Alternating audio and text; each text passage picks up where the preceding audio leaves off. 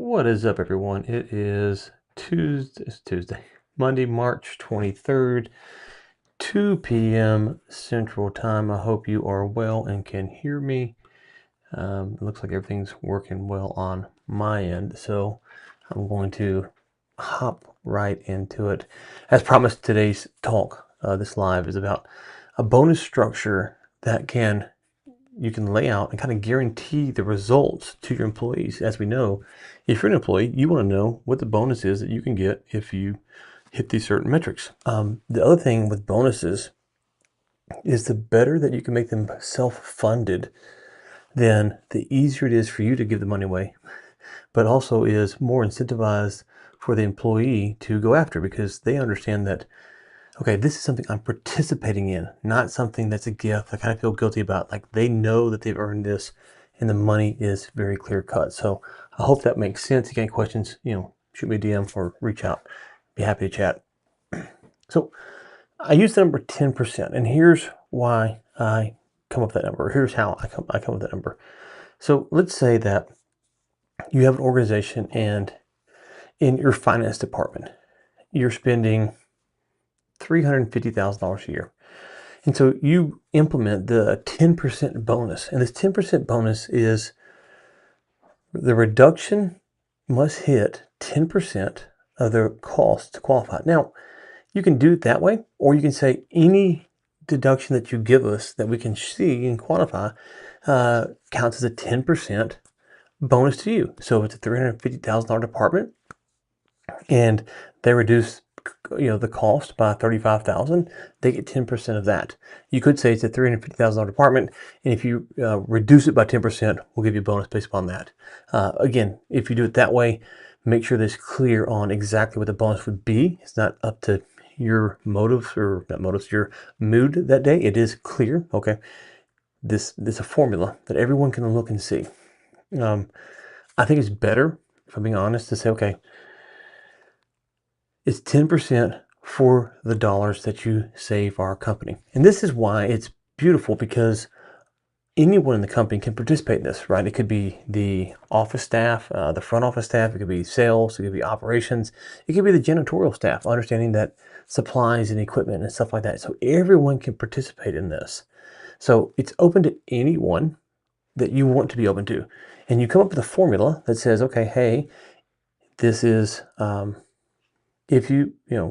once we implement these changes, this is how long we're going to see, and then we're going to project out the savings over a year. I would say a year to make the bonus worth it, and then we're going to give you 10% of that savings, and pay that out, after 30 days, or what I said, 45 days, 90 days. You can structure that as well, but just make sure that it's very clear cut. There's a lot of ways you can do this. You might be concerned that someone might come to you and get a $100,000 bonus day one, and you haven't actually earned, the business hasn't accumulated $100,000 in savings. They projected $100,000. So you might say, well, we're going to do $25,000 for the next 4 quarters, assuming we continue to hit these goals.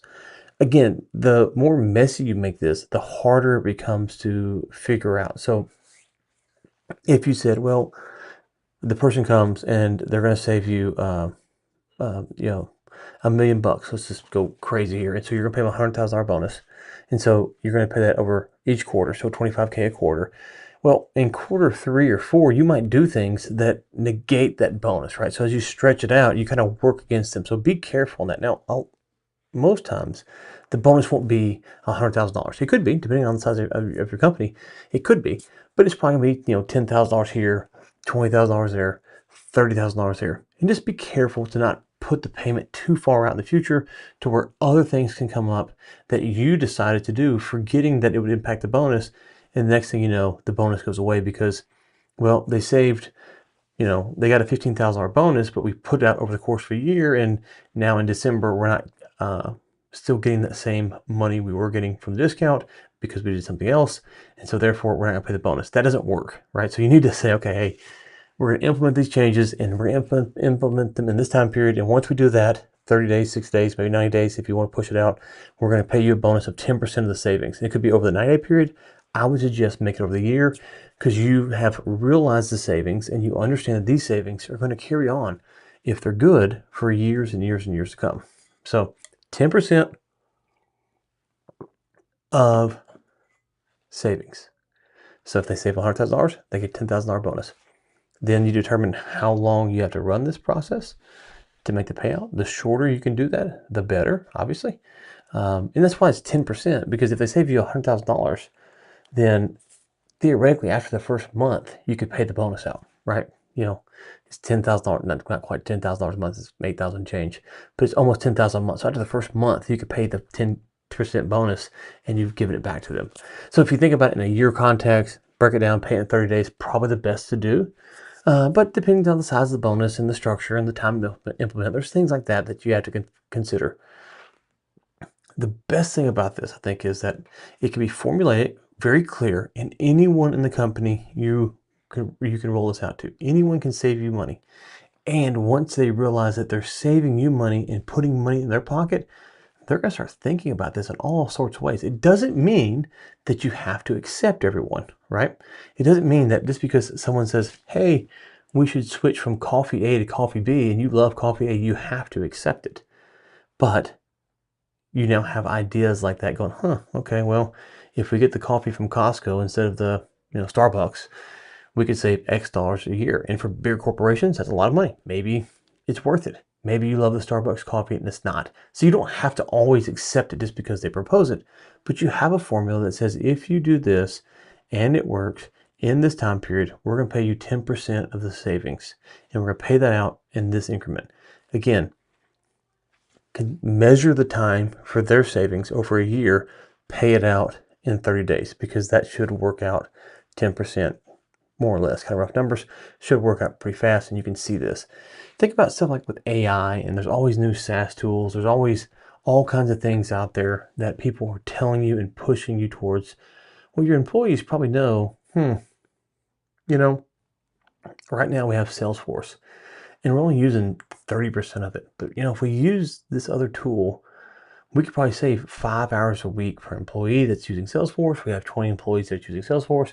That employee won't know the pay rate for everyone, but they will then know, okay, now by saving this 5 hours by using Salesforce a bit more, we can now quantify that number, you as the owner or the CFO or whoever in your business is monitoring that for you, and then pay them that bonus.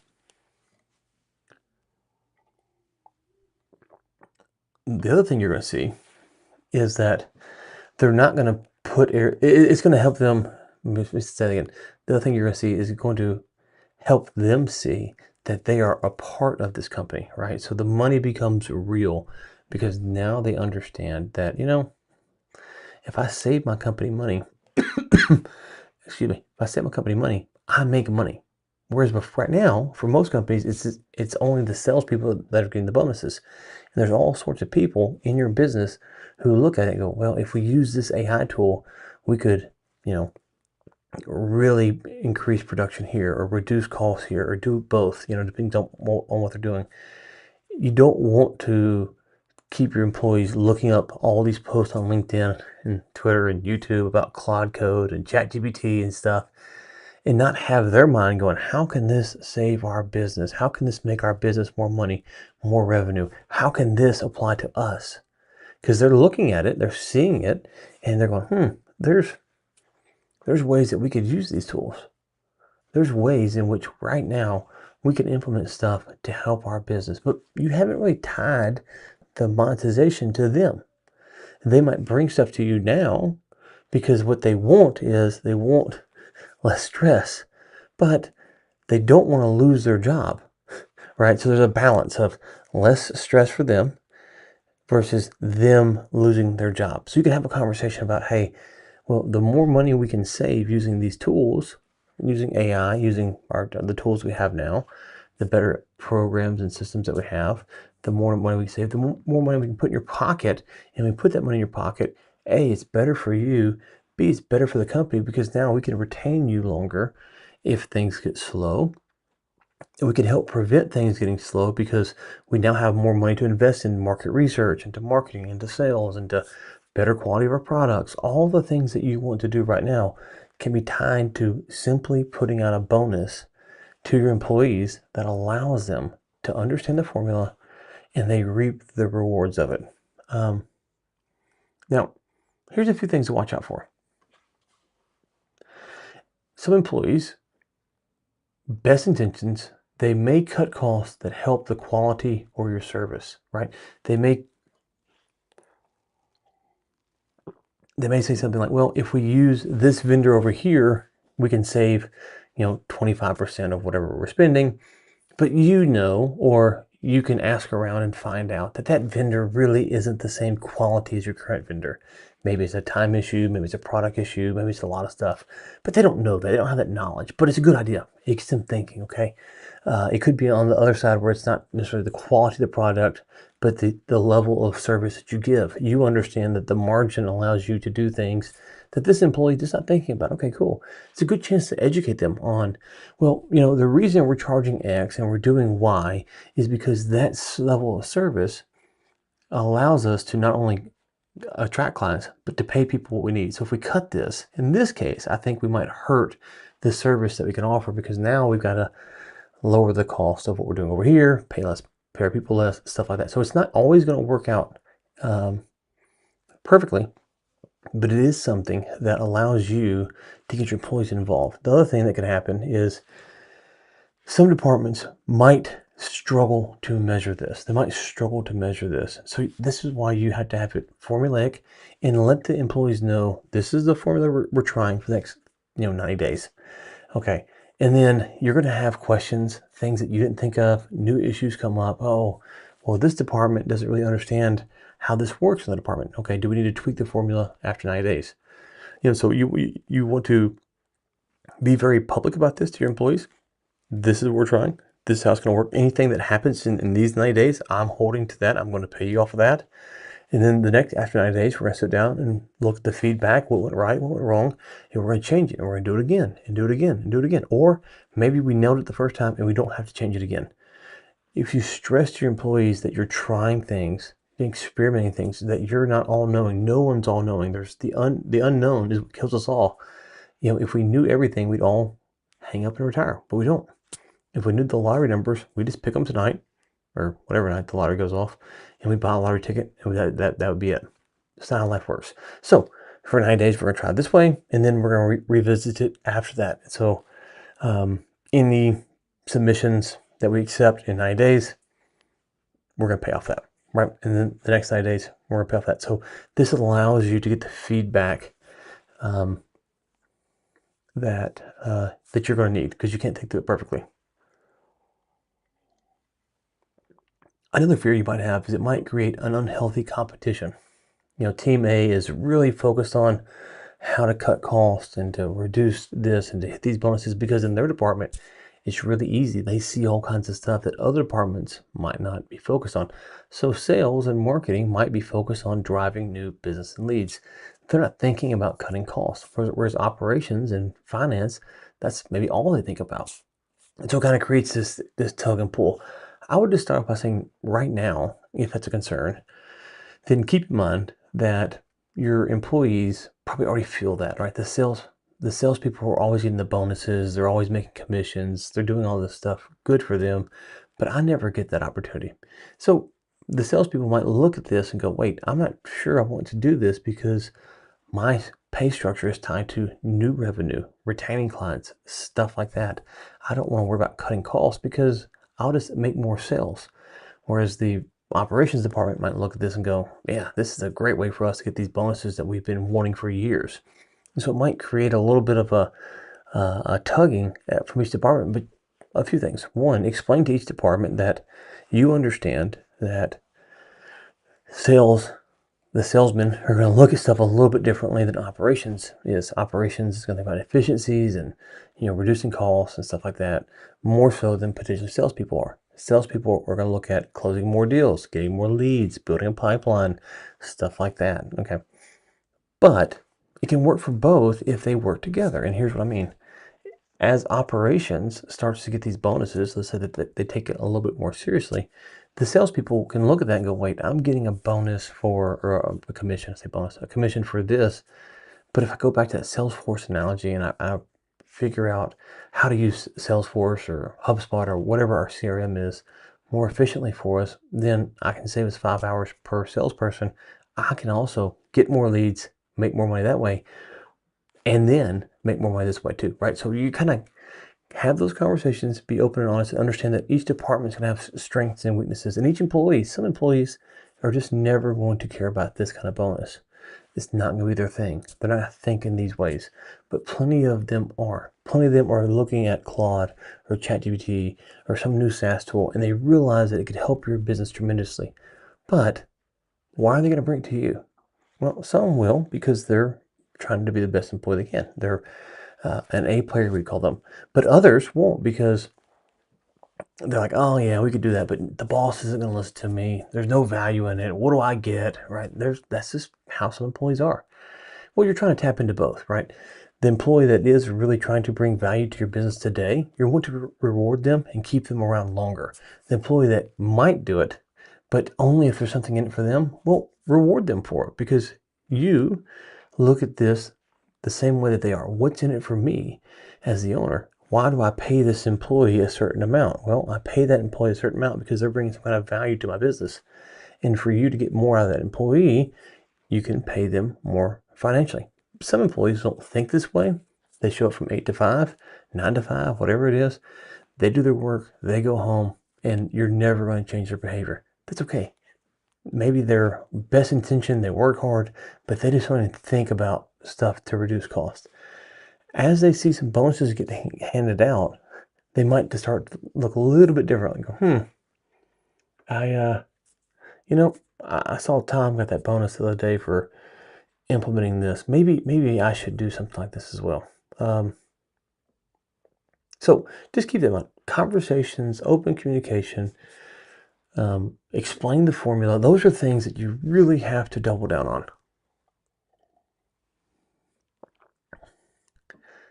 A few of the things that you want to watch out for, I would say, is, employees gaining the number and inflating baselines. So make sure, again, the formula is clear, how you're going to look into this, how you're going to solve it. And this is why I put that 90-day cap on reevaluating it, because an employee might not game the system, but they might not know, and you haven't thought through it well enough to say.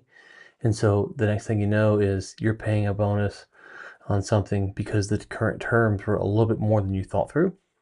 And so now you need to tweak that moving forward. So they got their bonus, but the next time someone comes to you, then they can't inflate the numbers, whether intentionally or unintentionally, to do this. And then, how do you think about one-time savings versus ongoing? This is why I say think about it in terms of a year.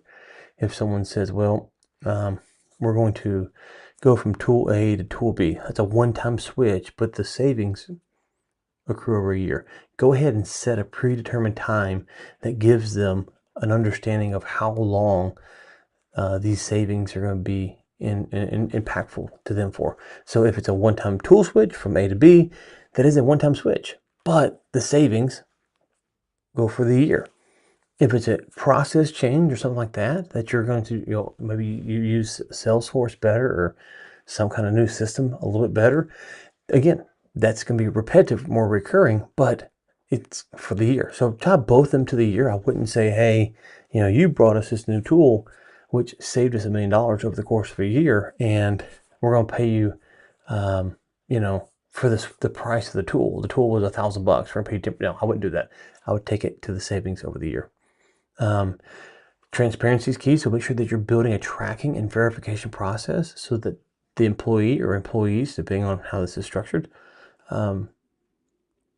understand this. You need a process for how these ideas are submitted. If it's one person or maybe it's 2 or 3 people, 3 people get together and brainstorm. How do you pay them the split out then, right? So how is it submitted? How is it verified? How do you let them know the what's happening, what's going on, what you expect to happen versus what did happen, stuff like that. And then schedule the payouts, right? So, whatever the pay structure is, the bonus structure is, monthly or whatever it might be, go ahead and have a quick, email or a quick briefing meeting, maybe a company-wide meeting. Hey, we're praising this person because they brought us this and now we're giving them that, right? So now everyone sees it, and maybe that brings it in there. The whole process has been transparent. People know, they get excited because it's good for them.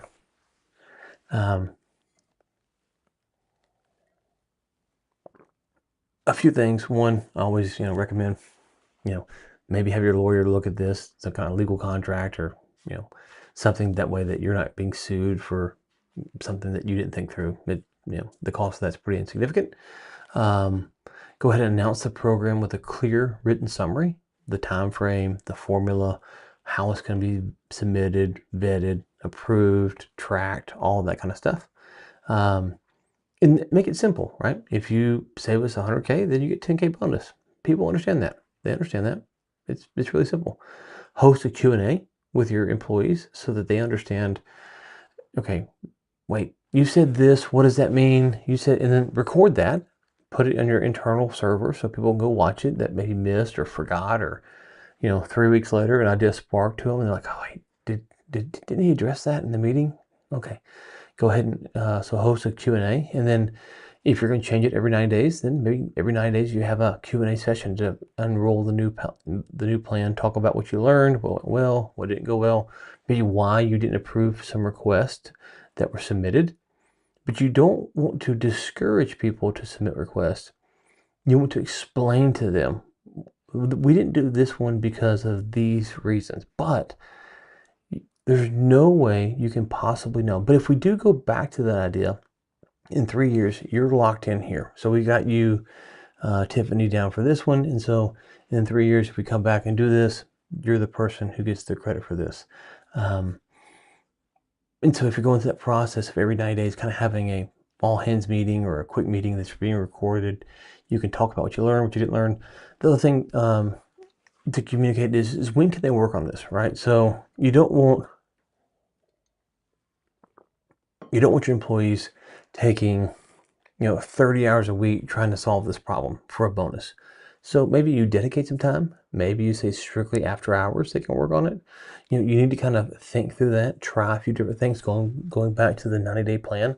Every 90 days you kind of tweak this. Like if it's end of the year and you're really slow at the end of the year, maybe you say, hey, Fridays from 12 to 5, we have not a lot going on. And so if you don't work on this during that period, great.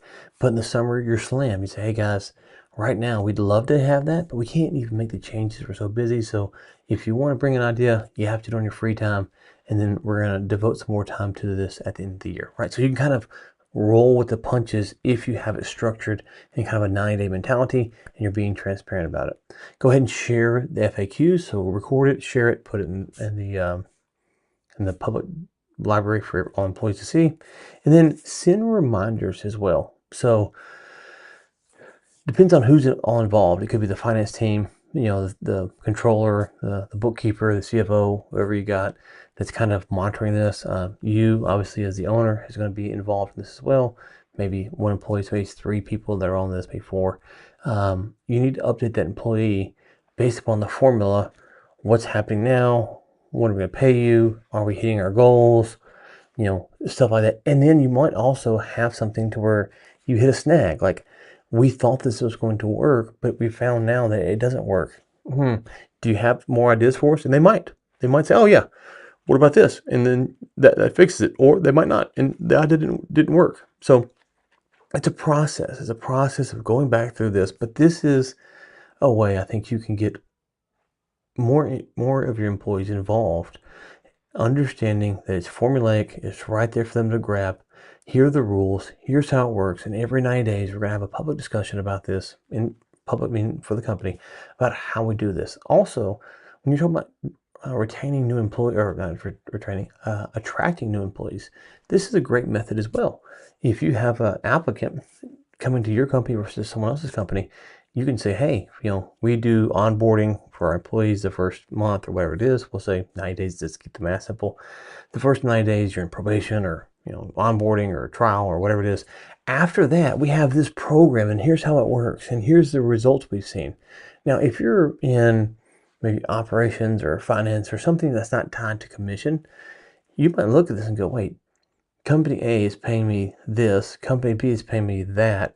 It's pretty close, but company A is actually offering bonuses once I get in there and I can discover what's going on, they're going to bring stuff to the table from their experience that might be beneficial to you. And you might lose them simply off of a few dollars an hour, a few $1,000s a year. You might lose them off of all kinds of stuff. This might be something that helps you attract and retain top talent. Okay, I hope that is it. I hope that makes sense. That is it, rather. I hope that made sense. If you got any questions, feel free to shoot me a DM or shoot me an email, ryan@rgahub.com, and I'll be back tomorrow.